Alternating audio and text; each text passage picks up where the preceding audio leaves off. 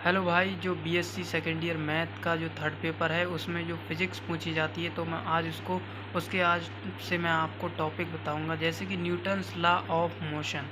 तो इसमें जो फर्स्ट लॉ है वो बोलता है, if a body is in stable condition and if a body is in movable condition and then it is remain in same condition until unless any external force applied on it. इसका मतलब ये है कि जब एक body कोई stable यानी कि स्थिर अवस्था में है और एक बॉडी जो कि गति की अवस्था में है और दोनों की कंडीशन सेम है, जब तक कि उन पर कोई भारी फोर्स अप्लाइड नहीं होगा तब तक जो स्थिर अवस्था में जो वस्तु है वो मतलब चलेगी नहीं और जो गति कर रही है वो रुकेगी नहीं तब तक कि हम उस पर कोई भारी फोर्स को अप्लाइड नहीं करेंगे। This is also known as law of inertia.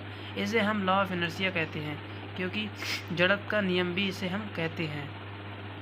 तो मैं आपको एग्ज़ाम्पल से समझाऊंगा। तो एग्ज़ाम्पल ये है कि जैसे कि ये बोतल रखी है, तो ये बोतल अभी क्या है, स्टेबल कंडीशन में है। जब तक कि हम उस पर कोई भारी फोर्स को अप्लाइड नहीं करेंगे तब तक ये क्या है, ये मतलब हिलेगी नहीं। जैसे कि मैंने अभी इस पर एक फोर्स लगा दिया बाहर से, तब ये क्या हो रही है, हिल रही है। तो ये क्या हो गई, एक स्टेबल कंडीशन से हम मतलब जो वस्तु है वो अपनी स्थिर अवस्था में रहने का प्रयास करती है। जब हम उस पर भारी बल लगाते हैं तब वो हिलती डुलती है। तो जब तक कि कोई भारी फोर्स ना लगाया जाए, तो ये गति की, अगर कोई वस्तु चल रही है तो वो गति की अवस्था में रहेगी और जो वस्तु स्थिर है तो वो क्या है, स्थिर अवस्था में रहेगी जब तक कि हम उस पर भारी फोर्स को अप्लाइड नहीं करेंगे। यही क्या है, इसे हम लॉ ऑफ इनर्शिया बोलते हैं और न्यूटन फर्स्ट लॉ इसे ही हम बोलते हैं।